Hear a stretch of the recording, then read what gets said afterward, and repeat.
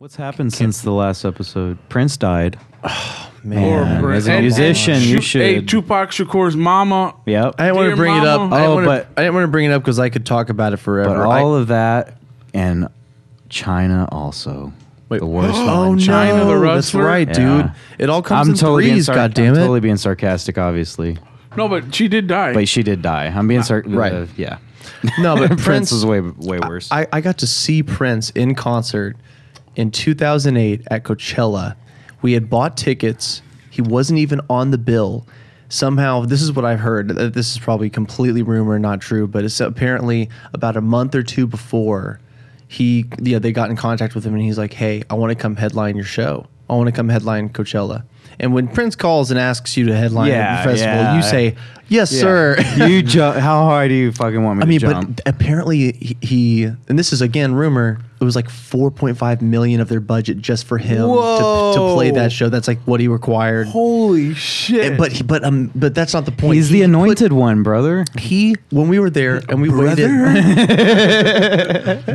I can't remember who specifically opened for him. I think it was either Portishead or Kraftwerk opened for Prince. That's a slap in the 90s face. Boom. Wow. Or 70s face with Kraftwerk. And then but Prince played, and I can't tell you guys, it was one of, if not the best performance I have ever seen in my life. He had he was a great Let me performer. tell you most something. amazing. There's this fucking YouTube video. Look it up from when he first started, and it's this like fucking Eric Clapton's birthday party or some shit. It's this concert, and Eric Clapton's up there with Michael Jackson. He's just like on the guitar doing his thing, rocking out, and they bring in this newcomer Prince, and Prince comes out there with his guitar. He takes over that fucking stage. He gets in the middle, and they're like, "All right, the solo's over." This part where Prince is supposed to fade back out.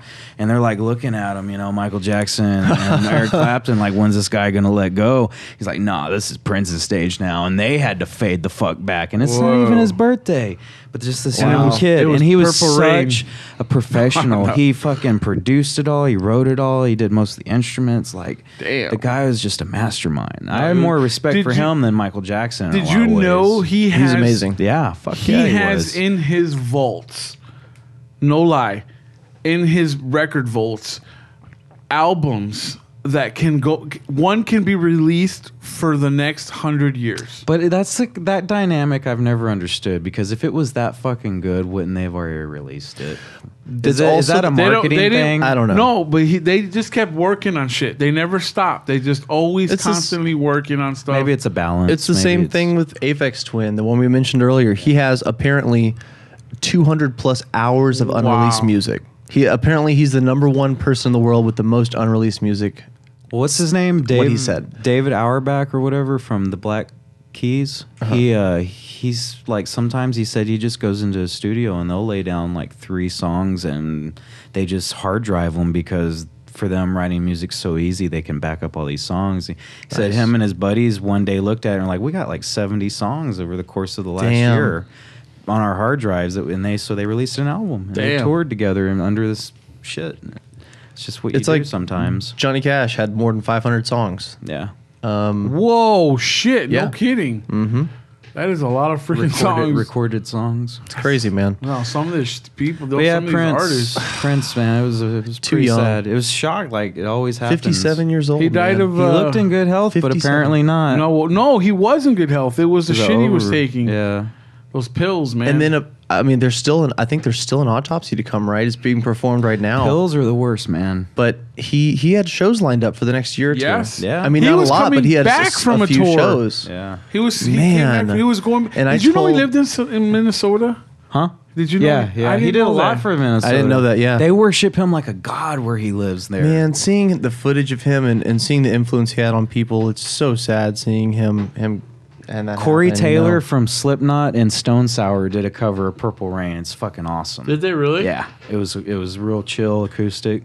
Dude, I mean, in those songs, this is what happened to me for Prince. I knew he was announced for the Coachella. I bought his greatest hits. It was about 21 songs on Apple iTunes. I bought it and fell in love with it. I mean, I'm a musician, but for some reason I had just overlooked. I had never really gotten involved with Prince, right? And this was my introduction to it, this greatest hits album, and it was everything. It was Raspberry Beret. It was When Doves Cry. Because people say that Uptown Girl, people say that David Bowie was the same way, but David Bowie didn't start out like that. Like Prince started out like Prince. Yeah, Prince. And he was style. Prince. All right, Uptown Girl. You What's it know? called? Hold on. Uptown Girl. No, see, that's not the one. No, that's not it. No, it's the other one. It's called. No, you know what I'm talking about. hey, Hey, take it back. you were thinking what I was thinking, man. Uptown Girl. Maybe it's just called Uptown. I'm looking it up right now. Is it downtown? Living in it. It's just called Uptown. Oh. Prince, Uptown. Something world. Yeah, no, I mean, man, it's amazing. Yeah, His- he was just shocked. and so I'll give you a 30-second or 10-second thing into his live show. He did 3 costume changes. He brought out 3 different amazing guitars. Oh, yeah. He had a fucking 40-piece band on stage, God. killing it. Yeah. He had a female African American drummer who was the best drummer I've ever seen in my life, ever. Yeah. She was fucking phenomenal. And he pointed her out and he said her name and he was like, "Go, baby, like do a solo." And I was like, this is the best drumming I've ever seen in my life. Wow. And and he was just so cool to his band and gracious to his audience. And he played for 2.5 hours, whatever. Like I said, it was just such a great performer. Every song was fantastic. People were crying and cheering and man, too early. The thing I remember most is the parody that Dave Chappelle did on the Dave Chappelle show where he dresses up Oh, as hell yeah. Prince and then they meet up with Charlie Pancakes. Murphy. Yeah, the pancakes. He's like, we went to go play some basketball. We changed into sweats, but man, they came in looking the same way they did at the club. They didn't even change. And they kicked our ass on the basketball court. And afterwards, he made us pancakes. What the fuck? That's awesome. Like, what the fuck? No, that's the best thing I remember. That's the best thing I'll take away from Prince. Is He was Dave Chappelle's he parody was of him. just a unique dude. That was all Man, it he was so iconic. Yeah. I have a few other stories I'll save for a later time. But they, what a great character, man, and he'll be greatly missed in the music community. And